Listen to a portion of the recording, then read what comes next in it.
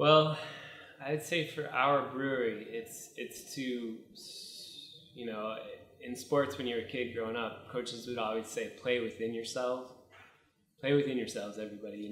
Don't grow beyond your limits and hurt the industry as a whole. Make sure that when you play with quality.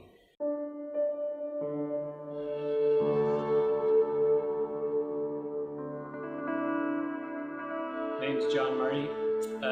On my business card it says I'm the yeast wrangler. I guess you could call me the brewer, the day-to-day brewer. As a brewer, we don't actually brew beer, we just make wort, which is the substrate that yeast eats and basically poops out alcohol and CO2.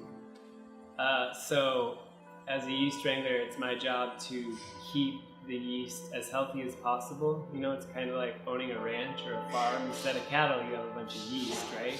And you want to keep those yeast as happy as possible so that they create the flavors that you're after. My name's Chris, and I'm the owner of LowerCase Brewing. So LowerCase Brewing came out of a few different things, but mainly from a hobby. So I was a home brewer, started brewing really small batches, and then was making too much beer. And I needed to find a way to get rid of some of the beer and also recoup some of my costs from brewing.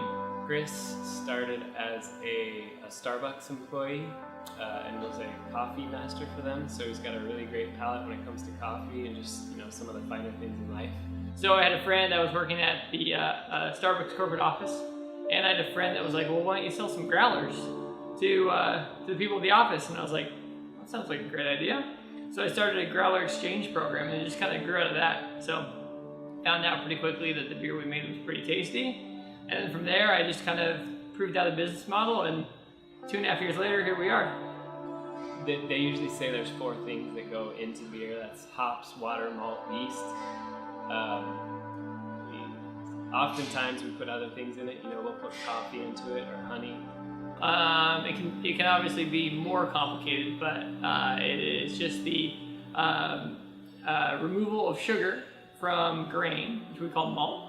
And then you soak that in water, you add hops, you boil it, and then you feed it to the yeast.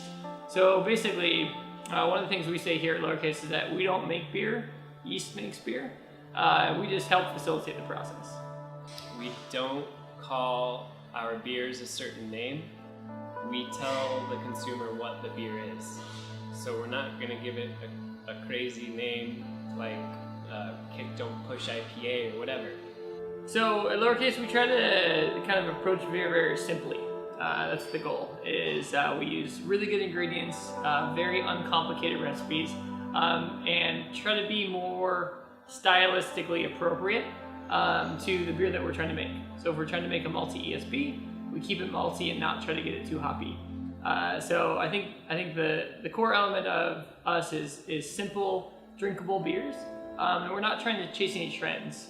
When you know that you're going to be a small brewery, you have to grow into yourself.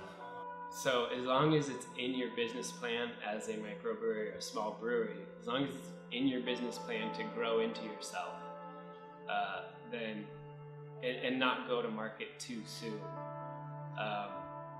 then I don't think it's hard because consumers are more aware of what's out there, and they've caught on to what gigantic corporations are all about, which is really the bottom dollar. On a bigger scale, craft beer is growing at a really, really popular rate, and that's why you keep seeing all the mergers and acquisitions that you do in the brewing industry, right? So the only way that the major beer companies are going to continue to create market share for themselves is to buy other breweries. So overall, craft beer is killing it, and macro beers is kind of on the decline. But I would say from a competition standpoint, we don't really compete with one another. I'm more competing with the various breweries in the area to get my tap handle onto a local spot. There's over 4,000 breweries now, 4,000 microbreweries. I think we just surpassed what we had before Prohibition, which was just under 4,000, and now we have beaten that. So I think that has really played a huge impact, because now if you look at the beer aisle, it's really exploded, right? You have so much diversity and so many different types of styles and so many different types of packaging that it's really become almost overwhelming on the choices that you have, especially up here in the Pacific Northwest. We have so many beers and so much access to great beer.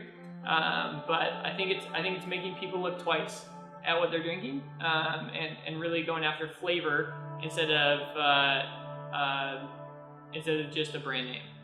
The goal is definitely to grow, not grow to a massive conglomerate of, people that have their hands in it, right?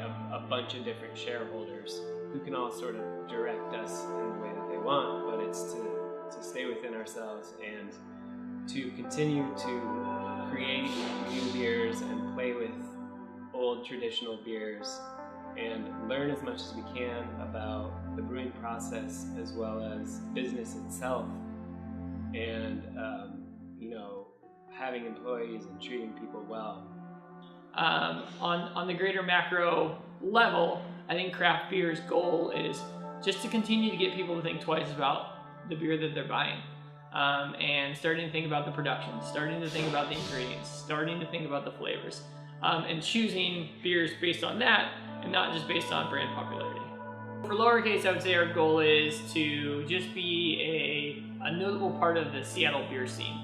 I don't really want to go national. I really don't actually want to go outside the state of Washington. I'd rather be a medium to small brewery that produces a good amount of beer that's super well known in Seattle. And when you bring your friends into Seattle and tell them about the beer scene that's going on here, you're like, one of the breweries that's on your top 5 list is LowerCase.